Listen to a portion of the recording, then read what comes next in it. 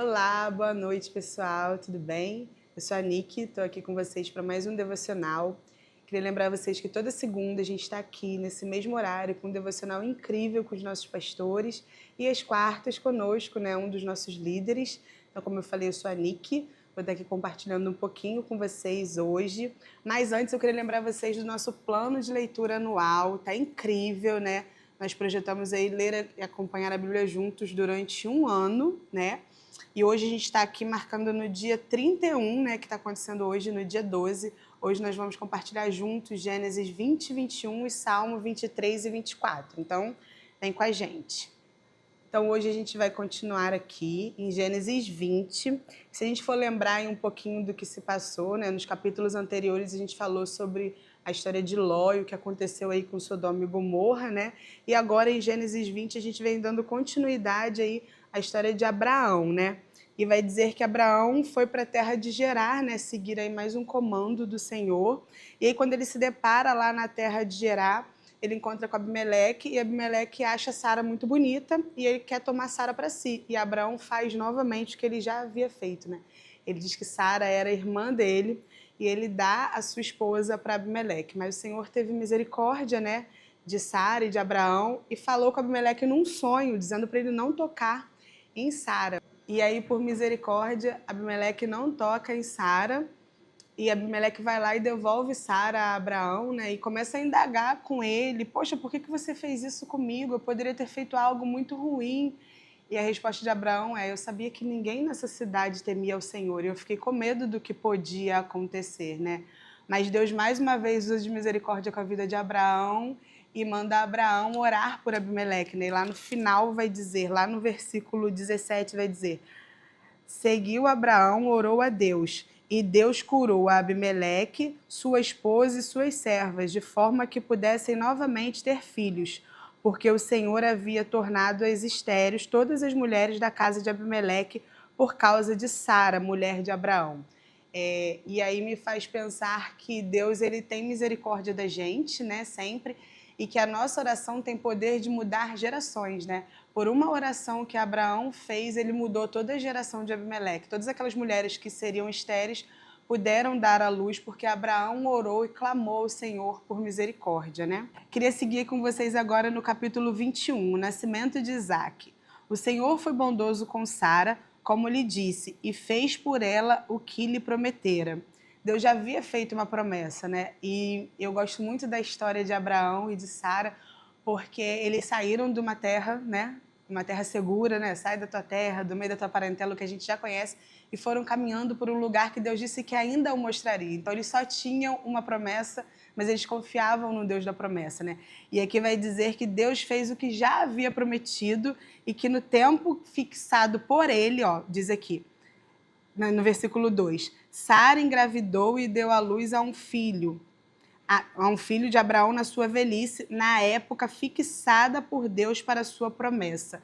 Já havia um plano do Senhor. Tudo o que aconteceu na vida de Abraão e de Sara já estava fixado, mas o principal é que havia um tempo determinado para tudo. Assim como na nossa vida, existe um tempo determinado do Senhor para a nossa vida. E às vezes a gente tenta antecipar as coisas na força do nosso braço, ou a gente começa a se comparar, assim como Sara fez algumas vezes.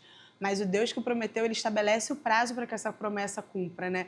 Às vezes a promessa já aconteceu lá no céu, só falta chegar aqui na terra, mas a gente precisa fazer como Abraão e Sara, começar a se posicionar na promessa, começar a dar passos sem chão em rumo a essa promessa, né? E aí, continuando aqui a história, vai dizer que Sara teve um filho, né? E Sara, no versículo 6 diz, e Sara disse, Deus me encheu de riso, e todos souberam disso e riram comigo, ou seja, todos se alegraram comigo, todos saberão da minha promessa, todos souberam que o que eu carregava no meu ventre era o filho da promessa, né? E mais à frente a história vai dizer que Isaac cresceu e chegou o período dele ser desmamado, né? E Abraão, muito feliz, foi lá e fez uma festa para isso, né? Era costume do povo antigo, né? Abraão fez uma festa para comemorar, né? Essa época, esse marco na vida de Isaac, né? E aí, num determinado momento, a história vai dizer que Sara olhou e viu Ismael rindo de Isaac, né? Aos olhos dela zombando de Isaac. Ismael, a gente sabe que era filho de uma concubina, né? De uma serva. E Sara fica muito chateada com aquilo e exige com que Abraão expulse Ismael. E Abraão com o coração apertado, porque Ismael também era filho dele, né? Mas ele ouve, né? Ele encontra paz, porque o anjo do Senhor aparece para ele e diz para ele dar ouvidos a Sara e não se preocupar, porque o Senhor iria intervir. E a história vai dizer que Abraão despede Agar com um pouco de água, um pedaço de pão, e ela sai vagando sem rumo, e em um determinado momento ela se desespera, como qualquer outra mãe, né?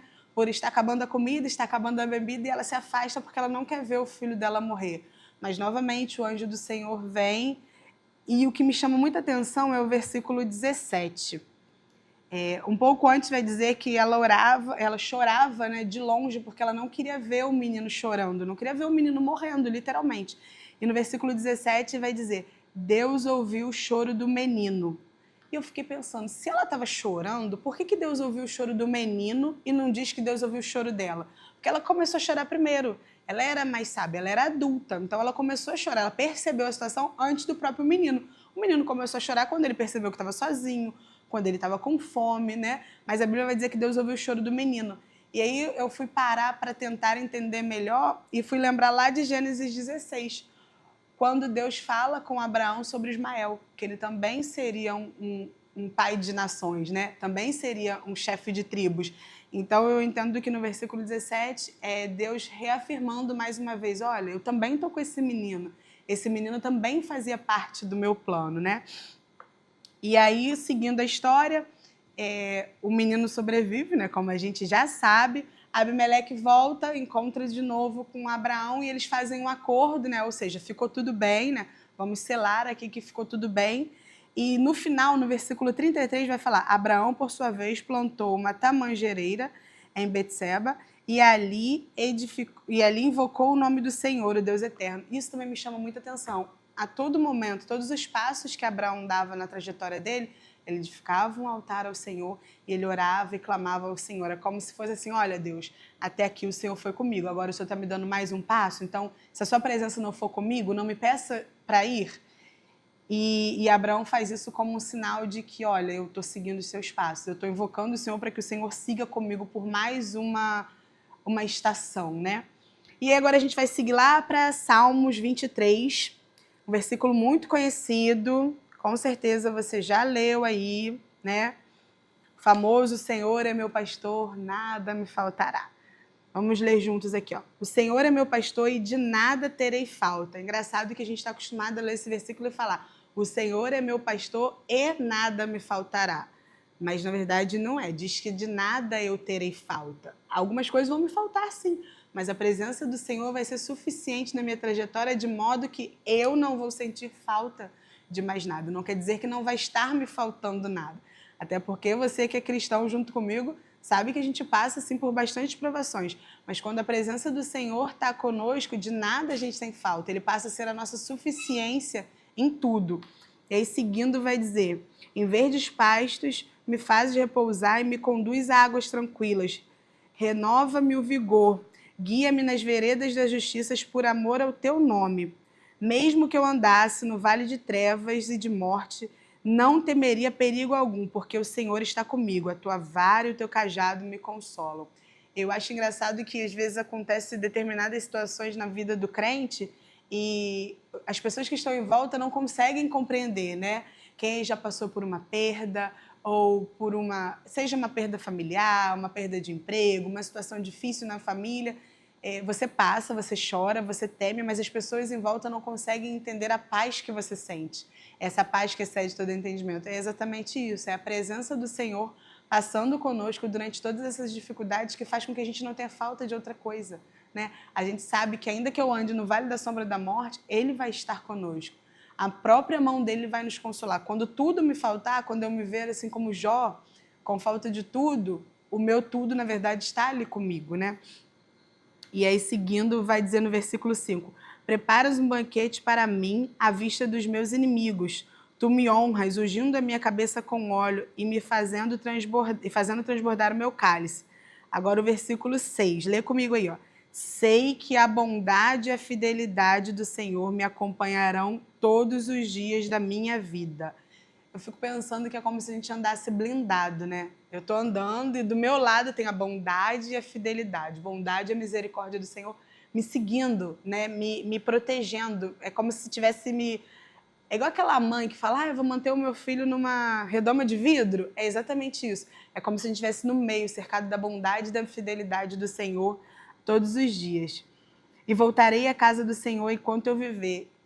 Essa parte também me chama muita atenção. Eu sou nascida e criada no Evangelho, desde que eu me entendo por gente. Como vocês sabem, eu ainda tenho 18 anos. E é um privilégio poder viver e estar na casa do Senhor todos os dias, sabe? É privilégio poder devotar e dedicar todos os dias, os nossos anos, os nossos momentos à casa do Senhor, a viver para o Senhor. Entender que lá fora não tem nada de bom e de eterno para me oferecer. É entender que o melhor é estar na presença do Senhor, cercado pela bondade e a misericórdia do Senhor todos os dias. E aí agora a gente vai para o Salmo 24. O Salmo 23 me faz muito lembrar da história de Abraão mesmo, né? De como a gente leu, né? É seguir entendendo que de nada eu tenho falta, eu só tenho uma promessa, mas eu tenho uma promessa, né? E de nada eu vou ter falta. Eu acho que Abraão caminhou muito sobre esse Salmo 23. E falando do Salmo 24, vai falar muito sobre a grandeza do Senhor, né? Quem é esse Deus que fez todas as coisas? Me faz lembrar muito lá do começo do nosso devocional, né? Lá da criação, de Gênesis 1, 2, quando conta a história da criação. O Salmo 24, versículo 1 vai dizer: do Senhor é a terra e tudo que nela há, o mundo e tudo que nele vive, pois é ele quem estabeleceu sobre os mares e firmou sobre as águas. Não tem como não lembrar da grandeza do Senhor quando a gente fala desse versículo específico, né? Todo o capítulo 24 vai me lembrar da grandeza do Senhor. E aí ele começa a descrever essa grandeza do Senhor, dizendo que ele firmou os céus, firmou a terra, né? Quem poderá subir ao monte do Senhor? Quem poderá entrar no seu santo lugar? E aí ele começa a dar a chave de quem é essa pessoa que vai ter acesso a essa presença do Senhor. É aquele que tem as mãos limpas e um coração puro. O que é um coração puro? É um coração disposto a se render, a perdoar, a ser totalmente reclinado à presença do Senhor, totalmente dependente do Senhor. O mesmo Senhor que estava falando lá no Salmo 23, que me faz dizer e entender que de nada tenho falta, é esse Senhor presente, né? Então, para que eu tenha acesso a essa bondade, a essa misericórdia do Senhor que me cercam todos os dias da minha vida, eu preciso ser essa pessoa que tem as mãos limpas e um coração puro. Eu preciso ser essa pessoa que as minhas atitudes revelam o caráter de Cristo, onde quer que eu esteja. Revelar o caráter de Cristo dentro da igreja e cercado de fiéis é muito fácil. Agora, revelar o caráter de Cristo quando não tem ninguém te vendo, naquelas pequenas atitudes diárias, sabe? Quando o telefone toca e você fala, já estou saindo, e você ainda vai tomar banho, isso não é revelar o caráter de Cristo. É nessas pequenas coisas que o mundo diz que não tem nada a ver, tem a ver. Tem muito a ver, né? É ser alguém de mãos puras, mãos limpas e coração puro. O versículo 5 vai dizer: ele receberá bênçãos do Senhor, Deus, o Salvador, e ele fará justiça. Assim são aqueles que buscam a face do Senhor, o Deus de Jacó. Quando a gente começa a buscar a face do Senhor, a querer se aproximar do Senhor, querer estar aos pés do Senhor, todos os dias da nossa vida, a nossa vida passa a ser, como diz no Salmo 23, regada de bondade, misericórdia, de favor do Senhor. Porque só o fato de poder estar aos pés do Senhor é graça e favor do Senhor, é favor e merecido. Poder desfrutar da bondade, da fidelidade, da misericórdia do Senhor todos os dias é graça e favor, é favor e merecido. E aí o versículo vai continuar dizendo no versículo 7. Abram-se, ó portais, abram-se portas antigas, para que entre o Rei da Glória. Quem é o Rei da Glória? O Senhor forte e valente, o Senhor valente das guerras. Abram-se, ó portas, abram-se portais antigas, para que o Rei da Glória entre. Quem é este o Rei da Glória? O Senhor dos Exércitos é o Rei da Glória. Esse mesmo Deus que é presente, que caminha conosco, que faz a promessa, que garante a promessa até o fim, que nos cerca de bondade e misericórdia, que é um Deus presente, ele é um Deus santo, ele é o Rei de toda a glória, né? E é muito bom poder desfrutar dessa presença, poder desfrutar de um Deus tão palpável, tão presente, que se reclina do trono para estar conosco, assim como diz no Salmo 23, me cercando de bondade e fidelidade, mas ainda assim é um Deus santo, soberano, Rei de toda a glória. Então, espero que essa palavra tenha feito sentido para você, espero que tenha tocado o seu coração. Comenta aí no chat se fez sentido para você. Então agora a gente vai fazer uma oração para encerrar esse momento. Queria te convidar aí a fechar os seus olhos na sua casa. Deus, o Senhor é bom, nós te louvamos pelo seu amor, pela sua graça, pela sua fidelidade, pela sua bondade todos os dias das nossas vidas.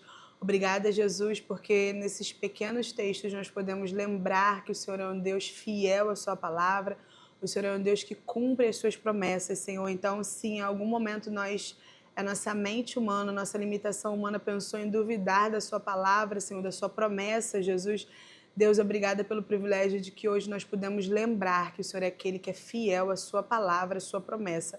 Obrigada porque o Senhor é um Deus presente, obrigada porque o Senhor é um Deus que se reclina do trono para ouvir a nossa oração, para estar conosco, nos cercando de bondade e de misericórdia. Obrigada porque o Senhor é um Deus santo e poderoso e nós podemos todos os dias obedecer e reconhecer a sua fidelidade e santidade sobre as nossas vidas, Senhor. É isso, Jesus, obrigada. É isso, pessoal. Obrigada pelo seu tempo. Obrigada por passar esse momento conosco. Hoje é o encerramento desse dia. E te espero semana que vem aqui nesse mesmo lugar, nesse mesmo horário. É isso.